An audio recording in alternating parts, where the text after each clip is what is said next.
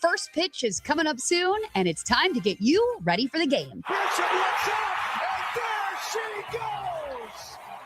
Bryce Terang walks off the Yankees! Welcome to the Baseball Pregame Show, presented by Import Minded, your trusted choice for exceptional vehicle care on South 27th, just north of 894. Tonight, Milwaukee hosts Manny Machado and San Diego. We'll preview tonight's matchup on the mound. Just taking one pitch at a time, going out there and just doing the best I can, hopefully the team comes out on top. Thoughts on the lineup? Yeah, we got a good lineup. We got guys who are going to get on base, steal bases, play good defense. And all of the storylines heading into tonight's game. Yeah, great series. Good lift. In the first 30, whatever many games we've played. This is kind of a good lift to win like this. So let's get to it. I mean, we have the best fans in the world. Here is your host, Hunter Baumgardt.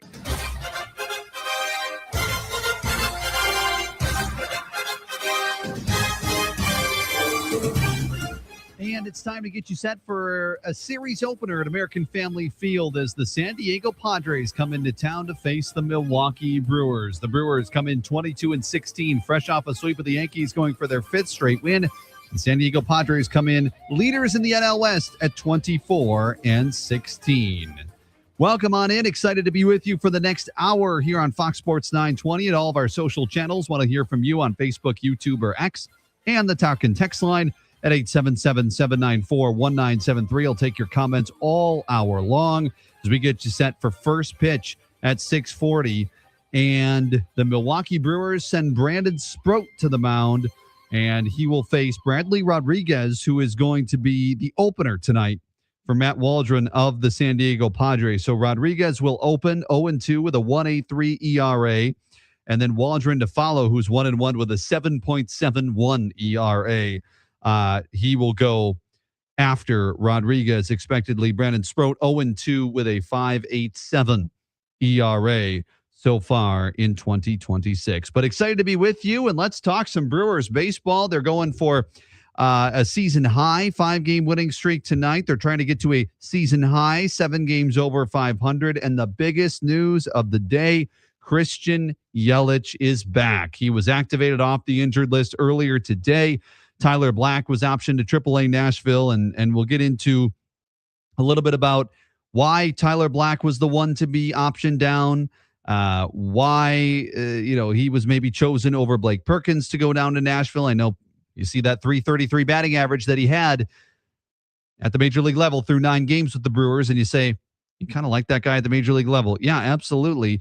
But we will talk about that coming up. We'll hear from Christian Yelich. We'll hear Pat Murphy on what it means to get Christian Yelich back in the lineup. And for the first time in 2026, Yelich, Churio, and Vaughn are all on the active roster. Now, Vaughn is not in the starting lineup, but let's get you the full starting lineup here tonight for the Milwaukee Brewers as they host the San Diego Padres. And let's start with the road team before we get to the home team. As per usual, the Padres come in 24-16, and their lineup goes like this. Leading off in center field, Jackson Merrill. Batting second at second base, Fernando Tatis Jr. Batting third at third base, you can start booing now, Manny Machado. Cleanup hitter, the DH, Miguel Andujar. Batting fifth at shortstop is Xander Bogaerts. Batting sixth at first base is Gavin Sheets. Batting seventh in right field is Nick Castellanos. Batting eighth in left field, Ramon Laureano. And batting ninth and behind the plate is Freddie Fermin. So for the Padres, it's Merrill, Tatis Jr., Machado, and Duhar, Bogaerts, Sheets, Castellanos, Laureano, I should say, and Fermin. For the Milwaukee Brewers, they come in with a record of 22-16, alpha walk-off victory over the Yankees on Sunday. They had an off day yesterday, and the man who walked them off on Sunday is going to lead things off tonight. And that's Bryce Terang, batting first and at second base. Batting second in left field, Jackson Churio.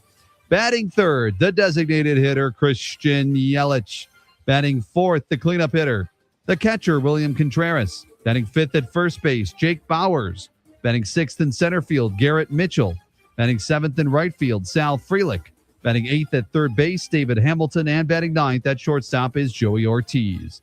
So for the Brewers, it's Terang, Churio, Yelich, Contreras, Bauers, Mitchell, Frelick, Hamilton, and Ortiz. I'm telling you, that just lengthens that lineup when you see that name, Christian Yelich, in there. You also see Churio in there. As I mentioned, Vaughn did not get the start tonight. Bauers gets the start against the righty opener and the righty Waldron. So if there's a lefty that comes in later, most likely you will see a pinch hit opportunity for Andrew Vaughn. But right now, that is how the lineup stacks up. And you talk about Rodriguez, who is the opener for the San Diego Padres. They did this exact thing last Wednesday. Maybe like, why are they doing an opener? Well, it worked for him last time.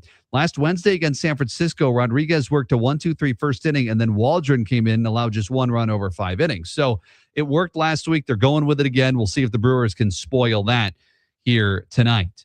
All right, as I mentioned, Christian Yelich is back.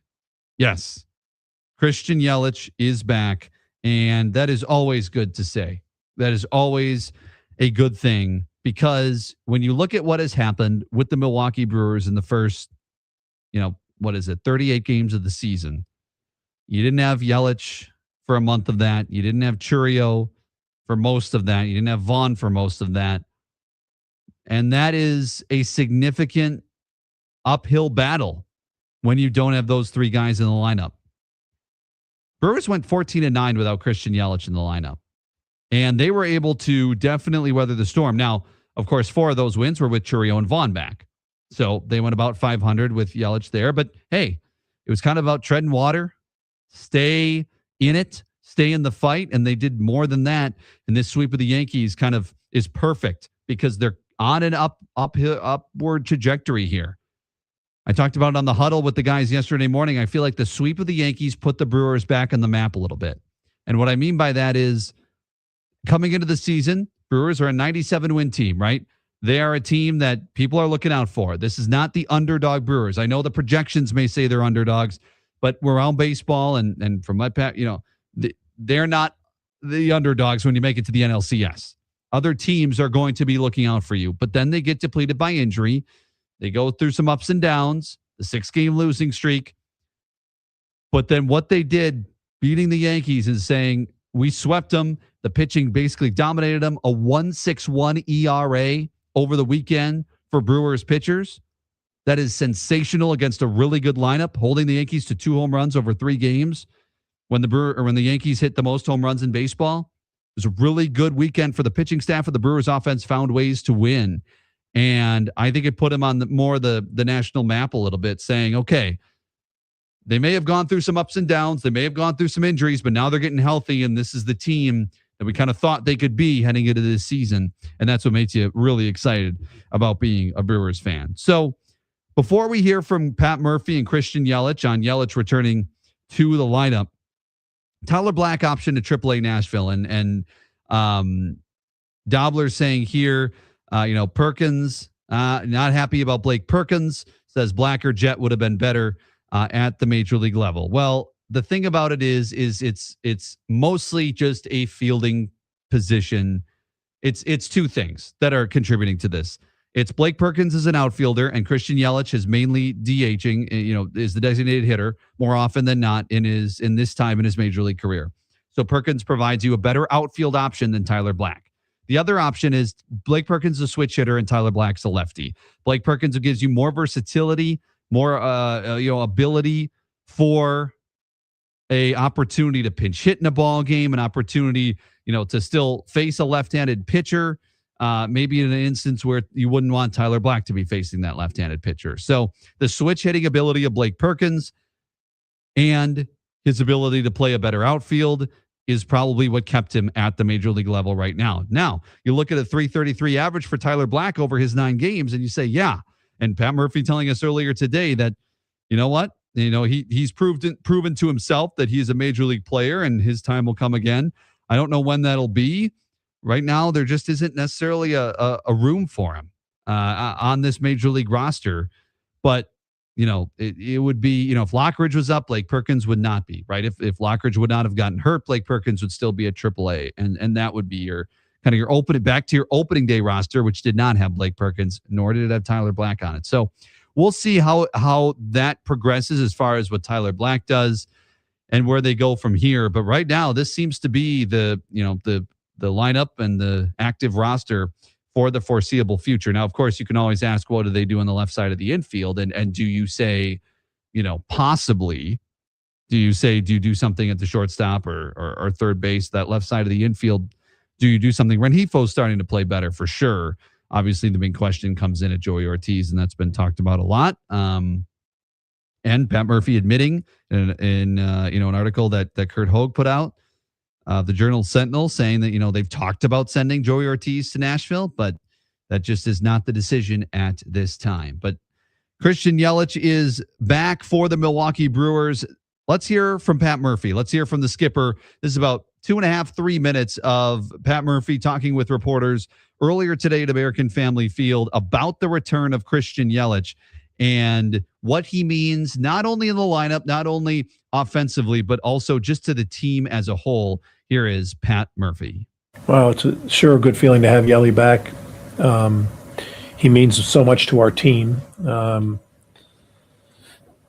Playing without him is never a good thing, and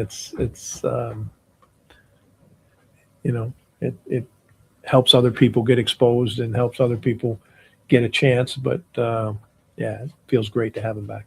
Just what does it do to your lineup having him, Churyvon all together? Yeah, I mean that's obviously when any team has their 3 of their top 5 hitters out, and it makes it tough. We played some games with four of our top 5 hitters out. It's difficult. It's half your team, but like I said, other guys step up, and nobody's going to feel sorry for you. So I'm proud that we withstood that, and now hopefully we get some games under Yelly's belt and get him back in a groove. Or how would you evaluate how the offense did without him for the last month? Yeah, I mean, I don't think we really more of the question, or the way I'd like to answer that question, Kurt, is more we're still finding ourselves. We're still understanding what kind of offense we need to be. We didn't hit very many home runs, I don't think. And home runs are, again, I always say this, home runs are thrown. So we face some really good pitching too. We face some really good pitching. You think about it. Some of the best in the major leagues. So I think it's hard to evaluate it by numbers in those small increments, but certainly we weren't as confident as we've been at times. So I think, I think it's good timing that Yelly's back, because our road is very, very difficult. It looks like there's a lot of really good teams. The parity, I guess what you'd say, is everywhere in the big leagues. There's no really, really bad teams, and there's a lot of really, really good teams, and a lot of teams that are capable. To get him back after, I think the initial report was at least a month. To get him back after just a month, was that kind of say just for the work he did? I mean, he works hard, and you got to credit our training staff and rehab staff, especially Bryn. He's just done an incredible job of giving Yelly the confidence and giving him the physical therapy that he needs, that he can get back on the field and play. And we don't ever rush anybody back. That's not our way. But it's always the player first. But Yelly feels comfortable. Had some live ABs yesterday, and he's a veteran, so he knows what he's getting into. There you go. That is Brewers manager Pat Murphy talking about the return of Christian Yelich earlier today. And a couple things stand out there. One is, talking about the teams overall. There's a lot of fairly good teams right now, especially in that National League and especially in that National League Central. I mean, you look at the Central right now, Cubs are obviously still in first. They're playing the Atlanta Braves for the next 3 days. Cubs are in first, 27-14. Brewers in second at 22-16, tied with the Cardinals, who are 23-17. But the Pirates and Reds are both 3 games over 500. And the last 4 teams in the NL Central are all within a game and a half of each other. So a lot of parity there. Then, of course, Atlanta is, leads the NL East by 9 games. And then the NL West, you look at, obviously, the Padres, who are in Milwaukee tonight, the Dodgers, both about the same record, 24-16 for the Padres, 24-17 for the Dodgers, and then the Diamondbacks at 500. But really, when you look at the National League, the parities in the NL Central, and the Brewers, of course, are going to play a lot of games against NL Central opponents. Not as much as they used to, because now they play a lot of interleague games, but they're still going to have to face those teams a whole heck of a lot, and it looks like those teams are staying afloat as of now. Now, when it comes to Christian Yelich returning, talking about, the training staff and the what they did. We'll hear from Christian Yelich in a moment because he talks about how he was, really happy with this being not the maximum amount of time that he could have been out. This was, they progressed well throughout this month that he was out. We'll hear more about his recovery, but really what we all are thinking about when Christian Yelich returns to the lineup is, okay, can they hit some more home runs? Brewers are last in baseball in home runs. And you say they're probably, right, with Chourio, with Vaughn, with Yelich all back in the lineup compared to having other guys in that lineup that obviously aren't known for their power. But it also means that the Brewers, because they haven't had Chourio, Vaughn, and Yelich in the lineup at the same time since the playoffs last year, because it hasn't happened in 2026 yet, they'll still have to find their offensive identity a little bit. And this is what Pat Murphy said about the team, finding out and being able to have an identity on offense that is built here over these next months. I think that this offense will develop its true identity, but we all know how each individual kind of what those people bring to the table generally. Hopefully somebody has a career year, and you can't just plan on everybody being the same. There's different factors involved. They're at different stages. What's important for us is to be hungry and to come together as a team offensively to kind of, be willing to pass the baton. You get in these situations. It's 3-1, second and third, 3-1 count, and guy throws you a ball. Some hitters are in such swing mode because they want so badly to do it and be the guy instead of passing the baton and say, hey, the game didn't dictate that I swing there. You got to be willing to be that teammate and pass the baton and trust the guy behind you. And I think when you get everybody back, that extends your lineup a little bit. And, Yelly's still got to get him in his rhythm. That doesn't just happen whether he came on a rehab assignment or not. It doesn't just automatically happen every time. But truly, once we get that, I think we can build off of that. But we gotta be connected in a big way offensively. I think it's a great point by Pat Murphy because it comes back to exactly what we praised them for doing last year, which was pass the baton to the next guy. They were so good at that, and it wasn't any one player. And not that any of these guys who have been healthy over the last month and a half have been all about it, in it for themselves. But when those guys are out, the pressure then goes to a Sal Frelick, a Garrett Mitchell, a Bryce Terang, a William Contreras, where maybe you're trying to do too much. And look, Terang and Contreras performed greatly, really well over that entire time where those three guys were out and really are the reason, along with obviously how good the pitching staff was, but offensively, they're the reason this team is 22-16, because when you lose three of your top five hitters, those other two have to perform in order to stay afloat, and they really did. But I have a feeling like some of those other guys are put a little more pressure on themselves because they thought and felt, and naturally you feel like you have to make up for a Vaughn or a Chourio or a Christian Yelich. Now they don't have to. Now they can go back into their roles. Sal Frelick can go back to the role he was in last year. Garrett Mitchell can be himself and be the guy this Brewers 2026 team needs. So I would expect that this helps Frelick. I would expect that this helps Mitchell. I would expect that this helps a guy like even Jake Bauers, who's hot, and we'll get to him in the fast facts before we end tonight's show. But a little teaser, the guy's batting .302 in his last 14 games. It's going to benefit that whole lineup. Heck, even David Hamilton and Joey Ortiz. Ortiz is going to see better pitches because who's coming up next? Maybe a Jackson Chourio if he's leading off that day, or a Terang, but then it is Chourio, and you really got to get Ortiz.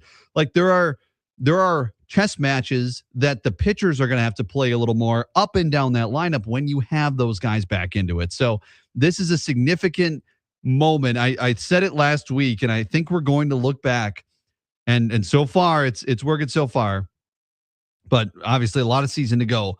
But we could be looking back at May 4th as kind of that season tide changing, right? They're 4-1 since then right now. So at that time, they were 18-15 on the season. And that's the day that Chourio and Vaughn came back. Now, they lost the game, but they also stranded a small village on base. And now they've ripped off 4 straight wins. And the offense hasn't been, and Pat Murphy admitted it after the game on Sunday, like the offense has not been clicking on all cylinders.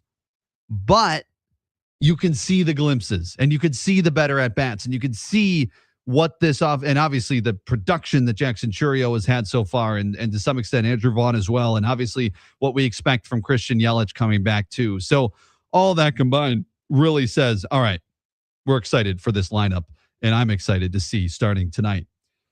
Let's hear from the man himself. Christian Yelich spoke to reporters just a bit ago at American Family Field about the recovery process and getting back in the lineup. Let's hear from Christian. What does it mean to finally get back out there? It's got to feel pretty good. Yeah, feels great. So what were the final boxes that you checked as far as ramping up and knowing you're ready? It's a couple of days of baseball activity, some swings, running. It was all good. How much do you like to see the guys the way they, obviously swoop the Yankees, get the, back-to-back walk-off wins, just seeing them have that kind of success while you're trying to get back? Yeah, obviously it's great when we win. So, the guys did a great job, and they've been playing well, so hopefully able to contribute to that a little bit. What about just getting the full group together? You obviously we're off to a good start, but now you've got Jack and Bonnie back together. Yeah, we haven't really been too healthy all year, so it's kind of nice that we got a lot of the guys back and got a lot of the season left to play. So got to keep playing well, and hopefully that starts today. I think they'll just take a bad practice and stuff in terms of their stuff. I'm sorry. All good. Fumbled the bat. Yeah, no, it feels all good. As far as the team, if you would have been told that you'd miss these guys and you'd be at this position when you get them all back, would you be happy? Yeah, of course. Where the team's at? Of course. We still got a really long way to go in the season. We're in a fine spot. I don't even know. It doesn't really matter. We just got to keep playing well, and we got a long time to go. So a lot of games in front of us, and hopefully keep the guys healthy and keep playing well. I know when you first got hurt, you said you didn't have any expectations for how long you're going to be out. Didn't want to set any timetables for yourself, but now that you've been through it, did it feel like it progressed? Yeah. I think I was a little ahead of schedule, and that's kind of the goal. And glad it worked out that way, and didn't have to miss the max amount of time, I guess. Does that situation test your patience at all? What do you think? But you've been through it, so you've been able to handle it previously. Yeah. I mean, it's obviously frustrating when you're not able to be out there and not able to contribute. So I'm definitely glad to be back.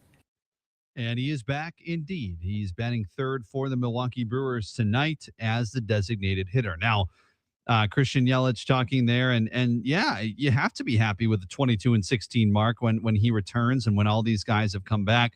Brewers have done better than treading water. Also, talking about his recovery process, and he was very adamant. I remember when we talked to him right when he was placed on the injured list. He obviously wasn't very happy, but he said, "I'm not putting a timeline on it." He said that multiple times in our interview with him, saying, "I'm not putting a timeline on it. I'm not putting a timeline on it," because I think the original timeline the Brewers said was mid to late May.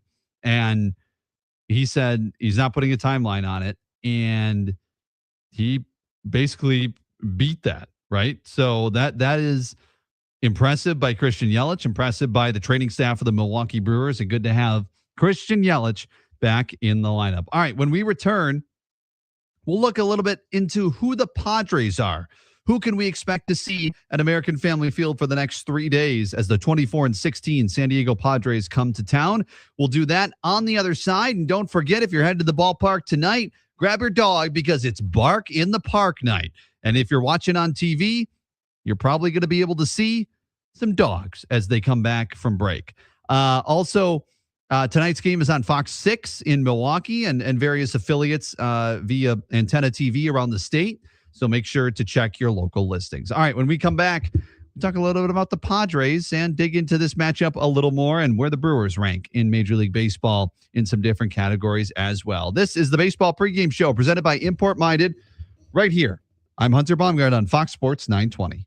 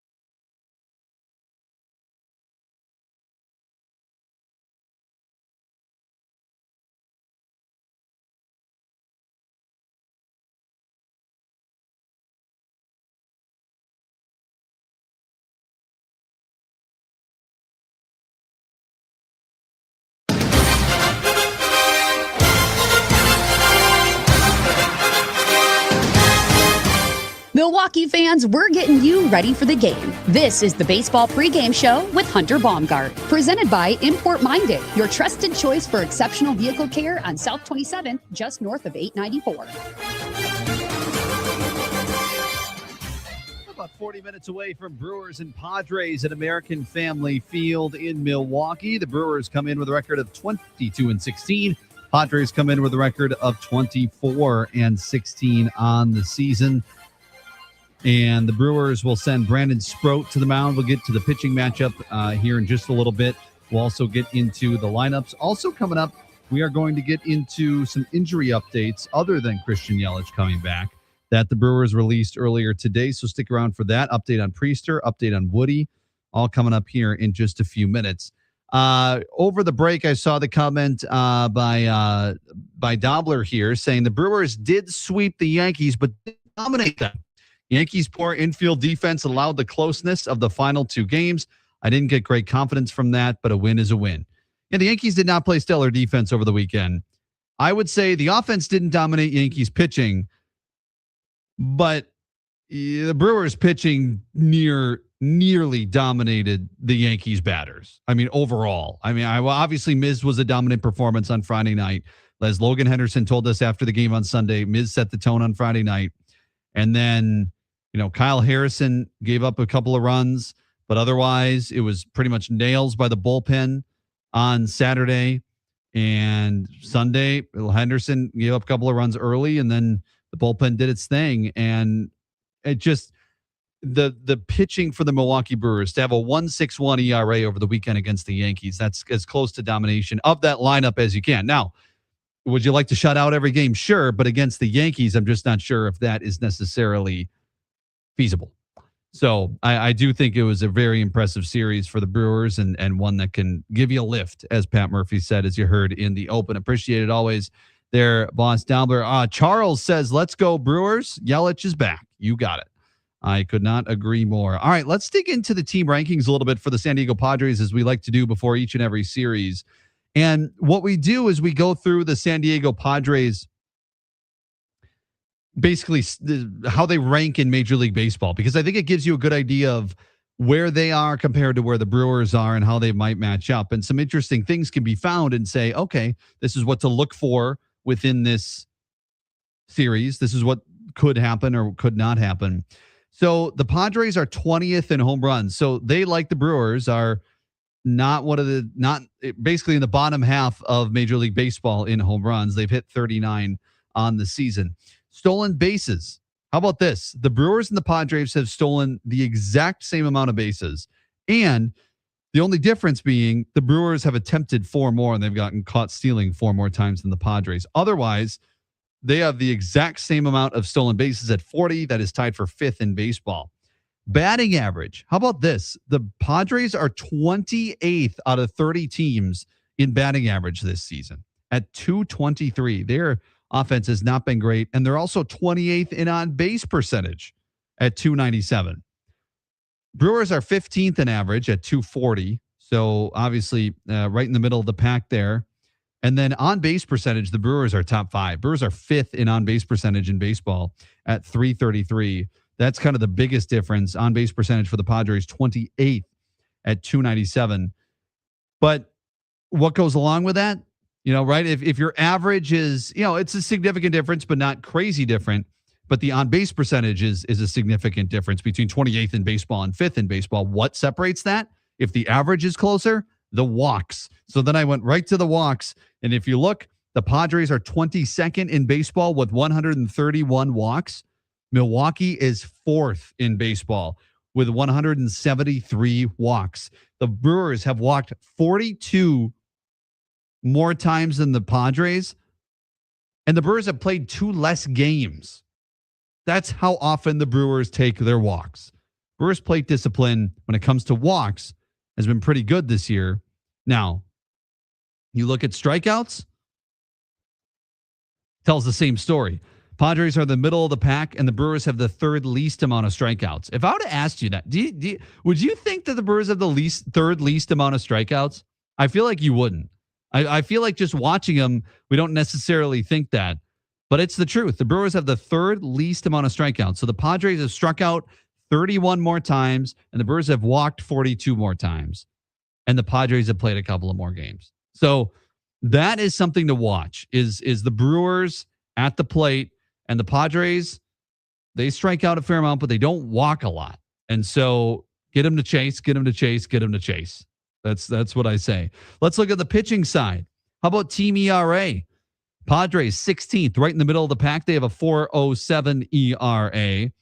Milwaukee is 4th in baseball right now in earned run average at 3.43.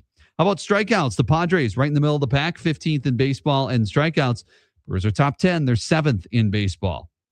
Walks, the Padres have walked 10 less batters than the Brewers on the pitching side of things. Home runs. Neither of these teams give up a lot of home runs. San Diego has given up 35. Milwaukee has given up 30. Did you know, and I did not know this, and I tweeted it out earlier today. You can follow me on all socials at Hunter B on air, whether it's X, Facebook, YouTube, TikTok on the clock. If you follow me on X, you saw this earlier today, because I was kind of shocked by it. I didn't really realize it. I don't know if I was shocked, but I didn't realize that the Brewers have given up the least amount of home runs in ball, and they've hit the most amount of home runs. So chances are, if you've watched a Brewers game this year, chances are there's not a lot of home runs being hit by either team, because the Brewers don't give up many and they don't hit many. So maybe that all evens out in the end. Who knows? But for right now, they have the least amount of home runs on offense and the least amount allowed by their pitching staff. So I thought that was fascinating. Very much the difference there, and the way their pitchers have been able to limit the damage offensively via the home run of their opponents. Now, I asked Pat Murphy about that before the game, and he didn't give, it wasn't like, anything groundbreaking of an answer, but it was just more like, hey, what causes teams not to hit home runs off of you? It's being able to work the edges. So I think it was, kind of his way of saying the Brewers have done a good job of working the edges. And that is exactly what they have done. So that is how the Padres stack up against the Milwaukee Brewers as we sit here about 35 minutes away from first pitch. It's the baseball pregame show right here on WOKY AM Milwaukee, Fox Sports 920. Hunter Baumgardt with you. Want to hear from you on YouTube, Facebook, or X. Would love to hear your comments or questions. If you've got a question, big news of the day, Christian Yelich is back. Tyler Black has been optioned to AAA Nashville. We talked about it a little earlier, but my main reasoning for that would be Blake Perkins' versatility when it comes to being a switch hitter, and also being able to play the outfield better than Tyler Black. Tyler Black is a left-handed batter and also plays the outfield, but not as well as Blake Perkins. So my guess is that is why he went down with that 333 batting average in 9 games. So I thought this was interesting. MLB Network was actually talking about the San Diego Padres, which is the next, the next opponent here for the Milwaukee Brewers. And I thought Joel Sherman did a really good job of talking about what the Padres have done so far this year. The Padres are not, they're 24-16 on the season, but I think there's a little more trouble there than maybe their record says that they are right now. You look at what they've done. They just came off a series split, a 4-game series against the St. Louis Cardinals. They were 2-2 in that series. They lost a 3-game set to the they won a 3-game set against the Giants, but then before that, they had lost 2 series in a row to the Cubs and to the White Sox. So they've been up and down, and really what got them to their wins was that 8-game winning streak back from April 8th to April 16th, where they won the series finale against the Pirates and then swept the Rockies in 4 games and swept the Mariners in 3. But since then, it's kind of been a little bit of a rockier road, especially the last couple of weeks. So maybe the Brewers are playing them at a good time. But this was Joel Sherman talking about the Padres and talking about kind of their offense and some numbers, and then also Mason Miller a little bit, who is their just all-star elite closer. But take a listen. Joel Sherman, reporter there on MLB Network, talking about the San Diego Padres. I don't think this version, this profile of the Padres is sustainable for 162 games. I mean, you highlighted just quickly, 20th in runs per game, scoring, 21st in starting pitching ERA, 20th in defensive efficiency, next to last in OPS plus. It's just not. I think they're winning for a simple reason right now. We have not had a relief pitcher win the most valuable player. Forget about Cy Young. Since Eck in 1992. The Padres are 17-1 when Mason Miller appears in a game. Like the games that they have a shot to win, they are winning. Yeah. They're 17-1. They're 7-16 when Mason Miller doesn't go in the game. I don't know how more valuable you can be than that. He's 12 for 12 in saves. Like they haven't had the one slip away. And I just think the Dodgers are doing a sleepwalk through the season again. Tap us on the shoulder when we need to put a rock on the gas pedal to get to 95, which no other team in our division is going to get close to. We don't want to win 104 anymore. There was no value in that. 111. You know, we're slow playing it to October. Now, I mean, it's not fun to say that, but I feel like that's what's going on in the NL West. And I just feel like you need more than one great relief pitcher to sustain something against the Dodgers. Okay. That's a couple of things about that. You know, a national reporter basically admitting that the Dodgers are sleepwalking through the season. We all know kind of they did that last year, and they'll kind of do it again. Like they said, like they don't need to win 100 plus games. They can win 95, and they think that'll win that division.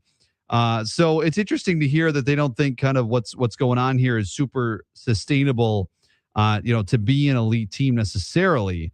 I am interested to see if they're coming down to earth a little more here, and if the Brewers can contribute to that, which wouldn't be good, which would be really good. But boy, 17-1 when Mason Miller pitches, when the Padres have a lead, they win a lot of games. It seems like. So if that's the case, then I would say, yeah, let's try. If you're the Brewers, to not have Mason Miller come into the game, get the lead early and often, and stay in the lead. That's what I would say. A couple questions coming in as far as the roof. It is closed tonight. Yes. So it is closed tonight. It was open earlier for batting practice and everything, but they are going to close it for the game tonight. All right, let's get you a little bit caught up on the Brewers injury updates, because there was a list that was provided, basically injury updates provided here this afternoon by the Milwaukee Brewers. So let me update you on a couple of things. One is Quinn Priester, and he completed a 50-pitch live BP session yesterday without issue. Pat Murphy was quite impressed when he talked to us about it this afternoon. And the plan is to restart a rehab assignment this weekend. Now, just in the last hour or so, Adam McCalvey of MLB.com has reported that tentatively Quinn Priester is set to make a rehab start on Saturday for the Timber Rattlers in Appleton, who are home that day against South Bend at 1:10. So Quinn Priester rehab starts Saturday for the Timber Rattlers, who are home that day against South Bend. So that, again, is tentative, but that would start a rehab assignment. And then Pat Murphy said likely he would go back to Nashville then after that and continue that rehab assignment. Priester's estimated return is early June. Brandon Woodruff has restarted his throwing program. He has his first bullpen scheduled for Thursday, and his estimated return is late May. Brandon Lockridge suffered a right knee laceration or contusion when colliding with the wall on Friday. Imaging showed a bone bruise, and his estimated return is mid to late June. Pat Murphy saying today a month to 6 weeks is probably an acceptable timeline for him. Now, the good news is Jared Koenig scheduled and pitched he pitched a bullpen today, and according to Pat Murphy, it went well, and his estimated return is late May, early June. So he is trying to get back as well. Jared Koenig, he's been out for a while. Rob Z completed a live BP yesterday, and he traveled to AAA today, and he's going to start a rehab assignment tomorrow. So the Brewers trying to get some reinforcements back in that bullpen, especially since losing Angel Serpa to Tommy John surgery. But Rob Z's estimated return also late May, and Angel Serpa underwent reconstruction surgery, Tommy John surgery on Monday, yesterday. And again, his estimated return is next year. He's out for the season. Akil Baddoo scheduled to start a rehab assignment coming up this week on Friday in AAA. His estimated return late May, early June. I would wonder if he is a factor here, or, would he be possibly taking a roster spot from Blake Perkins? Before Brandon Lockridge comes back, I would be eager to see, when healthy, if they think he is a guy who could take a major league spot over Perkins. They signed him in the offseason, from the Detroit Tigers. And so I would be interested to see if that would be the case. So we'll see. We'll keep you posted on that. But those are the injury updates. One more update I wanted to provide you with. The question to Pat Murphy was asked if Chad Patrick is going to be in the starting rotation next time around. If you'll notice, Chad Patrick is not in the starting rotation this time around. He pitched out of the bullpen over the weekend, and coming up tomorrow, Jacob Mizrowski will start, and then Kyle Harrison on Thursday. So they're skipping him this time, and they said with the off days, Pat Murphy was saying over the weekend that with the off days, they thought, okay, we can use Chad Patrick out of the bullpen. And when asked about it today, Pat Murphy said, we're not sure yet. We have some decisions to make when it comes to the Minnesota series. So they clearly don't know who's going to start Friday, Saturday, Sunday yet, or they probably have a hunch, but haven't fully decided. We'll see if Chad Patrick is one of them. Pat Murphy saying today he kind of likes Chad Patrick out of the bullpen. So, and I kind of do too. And I think eventually he's the odd man out in this rotation.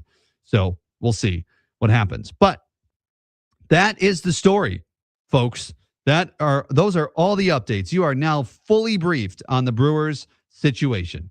Want to hear from you on YouTube, Facebook, or X? When we come back, we'll get you the lineups one more time. We'll dive into the pitching matchup a little more, and then get you the fast facts and get you out of here. This is the Baseball Pregame Show here on Fox Sports 920. I'm Hunter Baumgardt. We'll be right back. Continue to get you set for Brewers and Padres over at American Family Field. We're presented by Import Minded, your trusted choice for exceptional vehicle care on South 27th, just north of 894. We'll be right back on Fox Sports 920.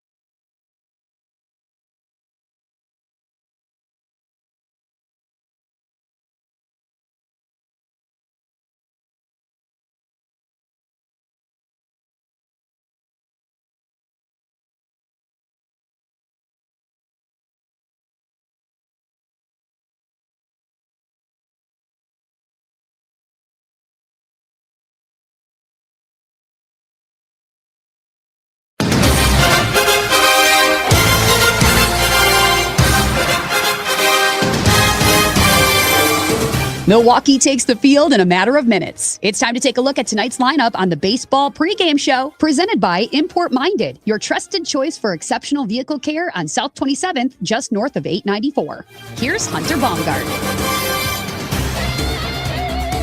Let's get to those starting lineups one more time before the Brewers take on the Padres in about 20 minutes or so at American Family Field. Let's start with the visiting San Diego Padres, who are 24-16. Leading off in center field, Jackson Merrill. Batting second at second base, Fernando Tatis Jr. Batting third, get the booze ready, at third base, Manny Machado. Designated hitter, batting fourth, Miguel Andujar. Batting fifth at shortstop is Xander Bogaerts. Batting sixth at first base is Gavin Sheets. Batting seventh in right field is Nick Castellanos. Batting eighth in left field, Ramon Laureano. Batting ninth and behind the plate is Freddie Fermin. So for the Padres, it's Merrill, Tatis Jr., Machado, Andujar, Bogaerts, Sheets, Castellanos, Laureano, and Fermin. For the Brewers, leading off at second base, Bryce Terang. Batting second in left field, Jackson Chourio. Batting third, the designated hitter, and back in the lineup, it's Christian Yelich. Cleanup hitter, the catcher, William Contreras. Batting fifth at first base, Jake Bowers. Batting sixth in center field, Garrett Mitchell. Batting seventh in right field, Sal Frelick. Batting eighth at third base, David Hamilton. And batting ninth at shortstop, Joey Ortiz. So for the Brewers, it's Terang, Chourio, Yelich, Contreras, Bowers, Mitchell, Frelick, Hamilton, and Ortiz. So let's take a look at the pitching matchup for tonight. Well, it's going to be interesting because, believe it or not, the Brewers aren't the only team to deploy an opener. The Padres are using an opener tonight. Right-handed pitcher Bradley Rodriguez is going to open for the team. Now, he's been dynamite out of the bullpen, 1.83 ERA. He is 0-2 on the season, but that 1.83 ERA definitely sticks out. He is a righty, and he is going to be followed by Matt Waldron. Now, this happened last Wednesday in San Francisco, where Rodriguez opened for Waldron. Rodriguez worked a 1-2-3 first inning. Then Waldron allowed one run in 5 innings. So it worked for both of them. Now, Waldron has been very up and down. His ERA, he's 1-1 with a 7.71 ERA. So how does he get there? Well, in his first 2 starts, he allowed 6 earned runs in each of those first 2 starts. Then in his third start, he allowed 3 earned runs over 5 innings against the Cubs. Then last week, as I mentioned, Rodriguez opens for him. They try a different tactic. It works, and he allows just 1 run over 5 innings last week against San Francisco. His career ERA, 5.11. So Brewers obviously stacking the lefties with Yelich in there, Bowers in there, Terang in there to try and face both the righties that the Padres are going to throw at the Brewers. Now, on the Brewers side, it's Brandon Sproat tonight. Brandon Sproat takes the mound. The Brewers are 3-2 in his starts this season. He's making his 6th start. He has 1 quality start. Last time he started was last Wednesday, and that was in St. Louis in that series finale, which ended up just being the second game of the series and was the finale the day after the rainout. The Brewers got the win, but he had a no decision there, went 4 innings, allowed 1 hit, no runs, but he walked 3, and he did strike out 5. He also had a hit batter. So he threw 76 pitches. So although I think he had 5 Ks through 3 innings, like he was looking good early, and then the 4th inning, he got into some trouble, but he got out of the trouble as well. So I think you're still just wanting to see that consistency. The one great start we've seen from Brandon Sproat this year was that great start against Toronto in April. You want to see more of that. You can see the potential in Brandon Sproat, and I'm excited to see what he can do and see if it starts tonight. Unfortunately, he's not been great at home this year. In 4 games, 3 starts, he has a 6.62 ERA at American Family Field. Let's bring that down tonight. How does that sound? We bring that down. All right, here we go. Let's look at the fast facts for tonight and get you a couple of things to make you a little smarter as you watch. Maybe you can text a friend or phone a friend or talk to a friend. And maybe you're watching the game with a friend. Either way, these are some fast facts for you. Make you a little smarter. The team is looking for its first 5-game winning streak of the season, and it would be their first 5-game winning streak since the 14-game winning streak that the team went on in last August. Oh, last year was so fun. Let's do that. Let's do that again, shall we? How about this? Brewers with a win tonight would also climb to a season high 7 games over 500 tonight. They have not gotten to 7 games over 500, but they could do so with a win tonight. They've been 6 games over 500 twice. They were 8-2 Now they're 22-16. Bryce Terang is playing very well. He's betting $3.95 in his last 10 games. Obviously, the walk-off home run against the Yankees on Sunday. And get this, he ranks first or second in the following categories when it comes to the second base position in baseball, at second base, okay? He is first in runs, first in walks, first in BWAR, and then he's also second in on base, second in slugging, and second in OPS when it comes to the second base position. Really good baseball player, Bryce Terang. Just saying. Jake Bauers, in his last 14 games, he's hitting .302 with a homer and 8 RBI. During this stretch, he has a .383 on base. His OPS is .836. He is in the lineup tonight for Pat Murphy. And that should do it for the baseball pregame show this evening. I'll be back on the air tomorrow. Same time, same place, same station, same social channels on YouTube, Facebook, or X. Appreciate your comments tonight. Appreciate you chiming in, Kevin, as well. And everybody who did over on YouTube, Facebook, or X.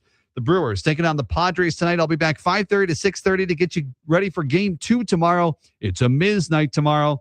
But also follow me on all socials at Hunter B on Air, whether it's on Instagram, TikTok, Hunter Baumgardt Sports on Facebook, because that is where you can find content after the game. I'll be over in the clubhouse after hopefully another Brewers win. This has been the Baseball Pregame Show. I'm Hunter Baumgardt, presented by Import Minded here on Fox Sports 920.